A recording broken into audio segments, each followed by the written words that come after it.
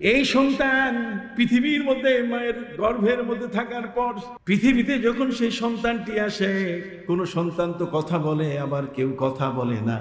যে শিশুরা কথা বলেছে তার মধ্যে 3টি শিশু জন্ম নিয়ে কথা বলেছে। কয়টা শিশু? সবাই বলেন কয়টা? 3টি শিশুর মধ্যে একটি শিশু হলেন হযরত নবী ইব্রাহিম আলাইহিস সালাম। ইব্রাহিম আলাইহিস সালাম সেই সময়কালে নমরুদের সময়ে আইন করা হয়েছিল, মায়ের গর্ভ থেকে যদি কোনো শিশু ছেলে জন্ম নেয় তাহলে সাথে সাথে তাকে হত্যা করো।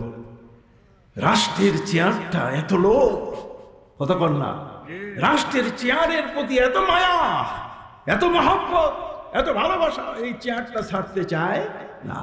আল্লাহ বলছেন কাম তারাকু মিন জান্নাতিন ওয়া উয়ুন ওয়া যুরুইন ওয়া মাকামিন কারীম। আল্লাহ বলছেন পৃথিবীর মধ্যে বড় বড় ল্যান্ডলর্ড, বাগবাগিচার মালিক আর ক্ষমতার চেয়ারে বসেছে, এদেরকে আমি মাটির সাথে মিশাই দিয়েছি। কথা বল না, এদেরকে আমি মিশাই দিয়ে কার সাথে? মাটির সাথে। আমি আমার ভাইদের খেদমতে আরজ করতে চাই, জগতের মধ্যে হযরতে ইব্রাহিম আলাইহিস সালাম তিনি জন্ম নিবেন, মা ভয়ে কাঁপছেন, কিন্তু নবীদের মা এমন যে আল্লাহ তাআলা নবীদের মায়ের কাছে স্পেশাল ওহী পাঠাই দেন, যে ওহীটার নাম হলো ইলহাম। ওহীটার নাম কি? ইলহাম। হযরতে মুসা আলাইহিস সালাম যখন জন্ম নিচ্ছেন তখন ফিরাউনের তাণ্ডব, ছেলে জন্ম নিলে তাকে হত্যা করো। এই জন্য আমার আল্লাহ বলছেন ওয়াওহা ইলা উম্মি মুসা, আমি মুসার মায়ের প্রতি আমি ওহী করে দিলাম, তার মানে তার প্রতি আমি আদেশ জারি করলাম যে তোমার ছেলেটিকে আনিল কিহি ফিল ইয়াম, তাকে সমুদ্রে ফেলে দাও। সুবহানাল্লাহ বলেন। সুবহানাল্লাহ। সম্মানিত সুধী, হযরত নবী ইব্রাহিম আলাইহিস সালাম নমরুদের যুগে পৃথিবীতে জন্ম নিচ্ছেন। সেই সময়কালে এই পৃথিবীতে নমরুদের সবচেয়ে বড় ভয়, ছেলে জন্ম নিলে রাষ্ট্রটা আমার, চেয়ারটা আমার কেড়ে নিবে, চেয়ারটা যাতে কেড়ে নিতে না পারে। কথা কর। এই জন্য এই রাজা বাদশারা কলকৌশল করেছে, এবং এই ধরনের দুর্নীতি এ পর্যন্ত বিদ্যমান আছে পৃথিবীতে। আছে কিনা? ক্ষমতা ছাড়তে চায় না, নানা কৌশলের মধ্যে ক্ষমতার চেয়ারে বসে থাকতে চায়। আল্লাহ বলছেন আমি ওদেরকে কান ধরে চেয়ার থেকে মাটিতে মিশাই দিই। তখন গরু ছাগলে তাদের কবরের উপরের ঘাস খায়, আর সে গরুকে খেদাবার মতো কোনো শক্তি থাকে না। সুবহানাল্লাহ বলেন। অতএব নবী ইব্রাহিম আলাইহিস সালাম যখন তিনি জন্ম নিচ্ছেন তখন মা বুঝতে পারলেন যে এটা ছেলেই হবে। মা স্বপ্নে দেখতেছেন যে আমার গর্ভ থেকে যেটা আসতেছে সেটা কি? একটি ছেলে। মা চিন্তায় পড়ে গেলেন। এই শিশুটি জন্ম নিলে পড়ে নমরুদের বাহিনী, তার গোয়েন্দা বাহিনী সাথে সাথে আমার শিশুটিকে নিয়ে টুকরো করে ফেলবে। অতএব আমি কি করতে পারি? মাকে রাত্রে আল্লাহর পক্ষ থেকে স্বপ্ন দেখানো হলো। স্বপ্ন ইসলামের সবচেয়ে বড় গুরুত্বপূর্ণ বিষয়। স্বপ্ন হচ্ছে নবুয়তের 46 ভাগের 1 ভাগ। কথা বল না, নবুয়তের 46 ভাগের কি 1 ভাগ। নবীর উপর যে নবুয়ত আসে, ওহী আসে, সেই ওহী, সেই নবুয়তের 46 ভাগের কি 1 ভাগ হলো ওহী। এই স্বপ্ন, সম্মানিত শুধু সেই স্বপ্ন আমার নবী সাল্লাল্লাহু আলাইহি ওয়াসাল্লাম তিনি স্বপ্নে দেখেছেন যে আল্লাহ তাআলা তাকে একটা নিরিবিলি জায়গায় যেতে বলছেন। কথা বল না। হযরত নবী ইব্রাহিম আলাইহিস সালামের শ্রদ্ধেয় মা তিনি স্বপ্নে দেখলেন যে তাকে বলা হচ্ছে যে তুমি পাহাড়ের গুহায় সেখানে সন্তান জন্ম দাও। পাহাড়ের গুহায় গিয়ে তিনি সন্তান জন্ম দিলেন। ইব্রাহিম আলাইহিস সালাম, আমি আমাদের সনাতন ধর্মের যারা এখানে এসেছেন আমি তাদেরকে বলতে চাই, আপনি দেখুন আমি উত্তর আমেরিকায় গেলাম। কোথায়? উত্তর আমেরিকা। আমি তো সারা পৃথিবী ঘোরা মানুষ। উত্তর আমেরিকা আমি গেলাম। উত্তর আমেরিকায় সেখানে নিয়ম হলো যে তাদের ওই অঞ্চলের মধ্যে 425টি নাম আছে।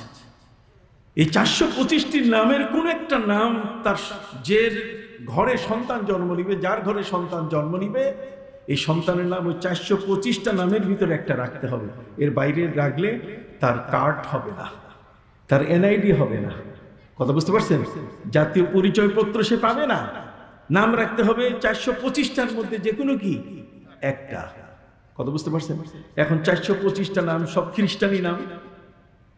আমি ওদের কাছে গেলাম, যাওয়ার পরে আমাকে বলছে, হুজুর আমরা তো সর্বনাশ হয়েছি, বাংলাদেশে বাড়িঘর বিক্রি করে চলে আসছি আমেরিকায়, আর আমেরিকায় আসার পর এখন তো সন্তানকে ধরে রাখা বড় কঠিন, সন্তানদের নামগুলো পর্যন্ত মুসলমানি নাম রাখতে পারছি না। অতএব হুজুর আমরা তো সর্বনাশ হয়ে গেলাম। তাই বললাম যে আপনাদের 425টা নাম আমার একটু দেখান তো। 425টি নামের ভিতরে আমি দেখলাম যে প্রায় 9টা নামই হচ্ছে নবীর নাম। কয় নাম? ওরা মনে করেছে যে এটা খ্রিস্টানি নাম, কিন্তু আসলে খ্রিস্টানি নাম নয়। তার মধ্যে একটি নাম হচ্ছে আব্রাহাম। কি? আব্রাহাম। তা আব্রাহাম হচ্ছে ইব্রাহিমের এটা রূপান্তর। কথা বুঝতে পারছেন? ইব্রাহিমের কি রূপান্তর। যেমন মোজাম্বিক, পৃথিবীর মধ্যে একটা দেশ আছে যে দেশটার নাম হলো কি? মোজাম্বিক। মোজাম্বিক আপনি জানেন যে কোন দেশ? মোজাম্বিক হচ্ছে মুসা বিন বেক, বেকের পুত্র মুসা।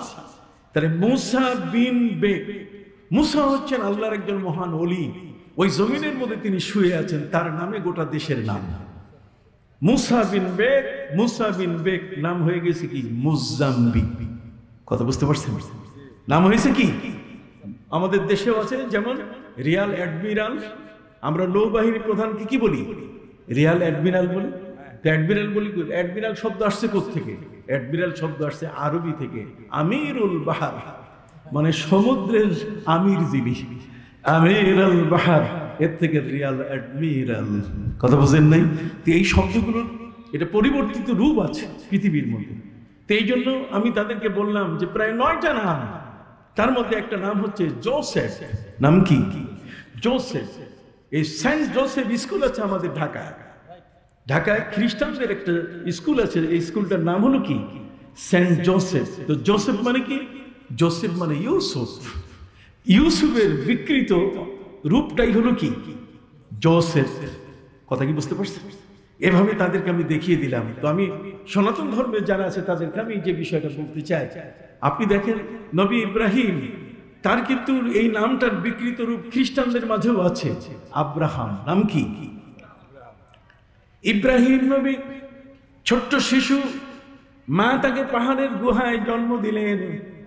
জন্ম দেওয়ার পরে মা শিশুকে রেখে যখন তিনি ঘরে চলে আসছেন, যেহেতু তিনি চক্ষু ফাঁকি দিতে পেরেছেন, নমরুদের গোয়েন্দা বাহিনী তার গর্ভ থেকে ছেলে জন্ম নিয়েছেন আর মেয়ে জন্ম নিয়েছে, তাদের বের করা বড় কঠিন। মা শিশু ইব্রাহিমকে জন্ম দেওয়ার পরে তারপরে তিনি ফিরে আসছেন বাড়িতে, আর বারবার তাকাচ্ছেন গুহার দিকে। যতবার গুহার দিকে তাকান দেখেই তিনি অবাক হয়ে গেলেন যে উপর থেকে একটা পাথর এসে গুহার মাঝখানে মুখের মধ্যে বসে যাচ্ছে। মা দৌড় দিলেন, ফেরারুকা মিনাল মাতার ওয়া উকুকা ফিল মিজাব, বৃষ্টির থেকে পালিয়ে যদি তুমি পুকুরে ভিজে যাও তাহলে সেই বৃষ্টির থেকে পালিয়ে কোনো লাভ নাই। আছে বৃষ্টি হচ্ছে, আপনি ভিজবেন না। এখন এই থেকে আপনি পালাইয়া যদি পুকুরে পড়ে যান, পুকুরের পানিতে কি আপনি ভিজবেন না? কথা বলেন না? তাহলে ফেরারুকা মিনাল মাতার ওয়া উকুকা ফিল মিজাব, তার মানে বৃষ্টির থেকে যদি কোনো ব্যক্তি বের হয়ে দৌড়াইয়া যদি আবার পালাতে গিয়ে যদি পুকুরে ভিজে যায় তাহলে এই পালাবার কোনো অর্থ থাকে না। মা যার দৃষ্টি আড়াল করে তার সন্তানকে তিনি জন্ম দিলেন পাহাড়ের গুহায়। কথা বুঝতে পারছেন? সম্মানিত শুধু বন্ধুরা আমার, পাহাড়ের গুহার মধ্যে জন্ম দিলেন তিনি। জন্ম দেওয়ার পরে ফিরে আসতেছেন যখন, বারবার তিনি তাকাচ্ছেন মায়ের কলিজা, সন্তান সেখানে তিনি রেখে যাচ্ছেন। না জানি কোনো পোকামাকড়, কোনো সাপে তার গায়ের মধ্যে আঘাত করে। বন্ধুরা আমার, বিনয়ের সাথে আপনাদের কাছে বলতে চাই, হযরতে ইব্রাহিম আলাইহিস সালামের মা যখন দেখলেন তখন তিনি দৌড়ে যাওয়া শুরু করলেন। যখন তিনি দৌড়ে যান কাছে, অটোমেটিক পাথরটা উপরে উঠে যায়। আবার যখন ঘরে আসা শুরু করেন, পাথরটা আস্তে আস্তে মুখে বসা শুরু করে। আবার যখন তিনি ওই শিশুটিকে কোলে নেবার জন্য তিনি দৌড়ে যান যে শিশুটিকে হয়তো পাথর চাপা খেয়ে মারা যাবে শিশুটি, কথা বুঝতে পারছেন? তাৎক্ষণিকভাবে আবার তিনি কোলে তুলে নেন। সুবহানাল্লাহ বলেন। এই কঠিন এক অবস্থা, আল্লাহর পক্ষ থেকে তার হেফাজতের দায়িত্ব চলছে। ঠিক আছে, ইতিমধ্যে শিশুকে রেখে যখন তিনি তার ঘরে ফিরলেন, আজরকে তিনি বললেন যে আমি তো জন্ম দিয়েছি একটি পুত্র সন্তান, চলো তাহলে দেখি। হাতে ছিল তার একটা পুতুল। এই পুতুল হাতে থাকা অবস্থায়, আপনারা মাইন্ড করবেন না সনাতন ধর্মের যারা, একটা পুতুল ছিল হাতে। এই পুতুলটা নিয়ে যখন তার চাচা বলেন, বাবা বলেন, কোরআন বলছে আজার আবিহি আজারা, অতএব পিতার অর্থে এটা অন্যায় হবে না, চাচাও আপনি বলতে পারেন। সম্মানিত শুধু আমাদের দেশের মধ্যে চাচাকেও বাবা বলে, কথা বল না, ছোট বাবা, বড় বাবা, কি বলে কি না? অবশ্যই বলে। অতএব আজার সাথে যাচ্ছে, তার হাতে ছিল পুতুল। হযরত নবী ইব্রাহিম আলাইহিস সালাম মাত্র কয়েক মিনিট হলো, ঘন্টা এখনো পুরা হয় নাই, তিনি বাপের হাতে পুতুল দেখে তাকে প্রশ্ন করলেন। কি প্রশ্ন? ইয়া আবাতি লিমা তা'বুদু মা লা ইয়াসমাউ ওয়া লা ইউবসিরু ওয়া লা ইউগনি আনকা শাইআ। ছোট্ট শিশু ইব্রাহিম, এখনো তার বয়স 1 ঘন্টাও হয় নাই, সুবহানাল্লাহ বলেন। অথচ হাতের মূর্তি দেখে তিনি তার পিতাকে বলছেন, প্রশ্ন করছেন, ইয়া আবাতি, হে আমার পিতা, লিমা তা'বুদু, কেন আপনি ইবাদত করছেন? এই জিনিসটার, এই পুতুলটার, এটা তো জীবন নাই, কথা বল না, এটা আপনাকে সাহায্য করার মতো কোনো শক্তি রাখে না। ইয়া আবাতি লিমা তা'বুদু মা লা ইয়াসমাউ, যে কানে শুনে না। আপনি মূর্তির সামনে গিয়ে যদি বারবার তার নাম ধরে ডাকেন, লাত বলে, উজ্জা বলে, মানাত বলে যদি ডাকেন, যে নামে আপনি মূর্তিকে ডাকেন, মূর্তি কি আপনার প্রশ্নের উত্তর দিতে পারবে? হাত উঁচু করে বলেন, পারবে? সনাতন ধর্মের যারা আছেন তারাও আমার সাথে বসেন না, কথা বলেন। সম্মানিত শুধু আপনারা তো আমাদেরই, আপনার ঘরে যেমন ছেলে মেয়ে জন্ম নেয়, আমাদের ঘরেও ছেলে মেয়ে জন্ম নেয়। আমাদের হাতের 5টা আঙ্গুল, আপনারটা 6টা আঙ্গুল না, আমাদের 2 পা, আপনার 3 পা না, আমরা সবাই কিন্তু এক।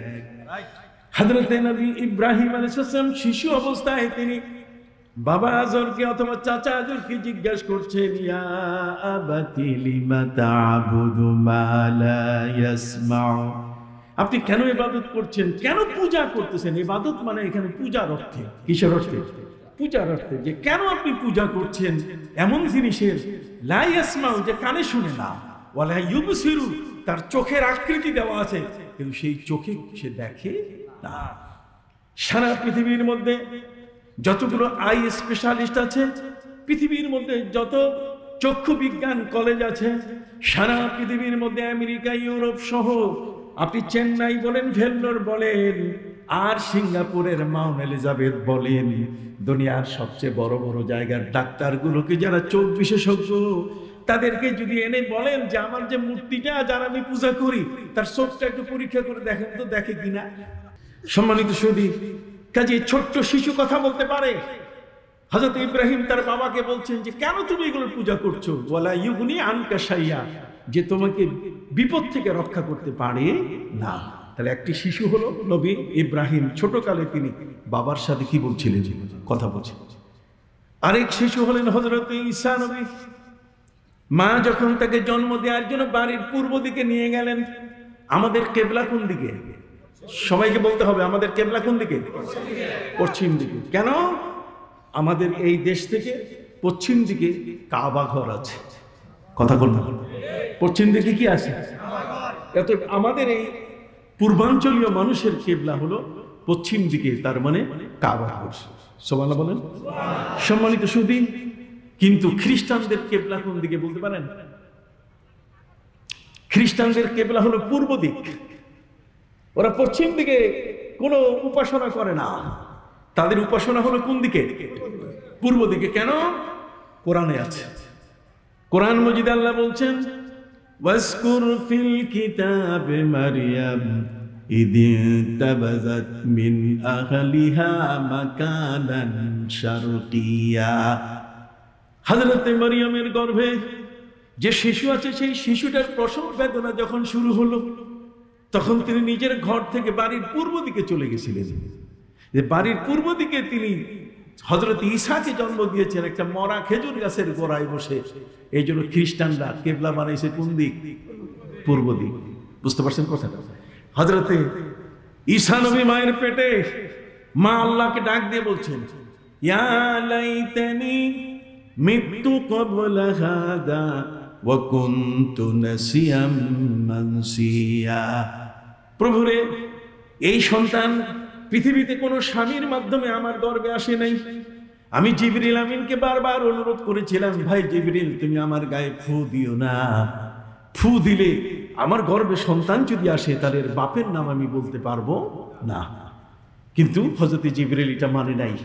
তিনি বলছেন যে আমি আল্লাহর পক্ষ থেকে ইন্নামা আনা রাব্বুক লিআহাবা লাকি গুলামান যাকিয়া, আমি আল্লাহর পক্ষ থেকে এসেছি তোমার গায়ে ফু দেওয়ার জন্য, আমি তোমার হুকুম শোনার জন্য আসি নাই। হযরত ঈসা যখন মায়ের পেটে, মা যখন আসন্ন প্রসবা, তার যখন সন্তান প্রসবের কাল হয়ে গেল, তিনি বাড়ির পূর্ব দিকে মরা খেজুর গাছের গোড়ায় বসে সন্তান প্রসব করছেন। ঈসা নবীর পৃথিবীতে সেই প্রসবের মুহূর্তটায় ঈসা নবী যখন তার মা বলছে আমাকে এখন মৃত্যু দেন, আমি শিশু পেটে থাকা অবস্থায় মারা যাব, অটোমেটিক হযরত ঈসা অর্ধেক বাইর হয়ে গেছে মাথা। ঠিক ওই মাথা বের হওয়া অবস্থায় তার মাকে বলতেছে, সুবহানাল্লাহ, মাকে ডাকে বলছে, এ মা তুমি চিন্তা করো না। ফানাদাহা মিন তাহতিহা আল্লা তাহজানি ক্বাদ জাআলা রাব্বুকি তাহতাকি সারিয়া। রে মা তুমি একটু ভয় করো না, বাপ ছাড়া পৃথিবীর মধ্যে আমি আসছি, এটা আল্লাহর কুদরতের বিশাল প্রমাণ। আমার আল্লাহ যে পারেন তা তোমাকে এবং আমাকে দিয়ে তিনি প্রমাণ করেছেন। অতএব আমি আল্লাহর কুদরতের প্রমাণ, আমার বাবা সম্বন্ধে যদি কেউ প্রশ্ন করে উত্তর আমি দিব, আর তুমি বলে দিও আমি রোজা রাখছি, আমি কারোর সাথে কথা বলবো না। সুবহানাল্লাহ বলেন। তাহলে সেখানে ঈসা নবী কথা বলছেন কখন? যখন মায়ের পেট থেকে তার মাথা কি বের হয়েছে। সুবহানাল্লাহ। হযরত আতিকা এবং সাফিয়া নবীজির দুই ফুপু আম্মা, নবীর 40 বছর বয়সের পরে তারা কালেমা পড়ে মুসলমান হয়েছেন।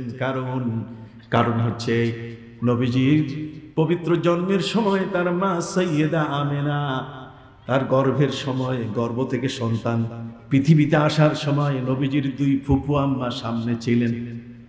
তারা বলছেন যে নবীজি মুহাম্মদ সাল্লাল্লাহু আলাইহি ওয়াসাল্লাম যখন জন্ম নিলেন, রাফিআন রাসাহু, মাথা বের হওয়ার সাথে সাথে মাথাটা উঁচু করলেন এবং দুই হাত উঁচু করে তিনি কালেমা করলেন, লা ইলাহা ইল্লাল্লাহু মুহাম্মাদুর রাসূলুল্লাহ। তাহলে পৃথিবীর মধ্যে কয়টি শিশু কথা বলেছে? আবার বলেন কয়টি? হযরত ইব্রাহিম, হযরত ঈসা আর আমাদের প্রিয় নবী। সুবহানাল্লাহ বলেন।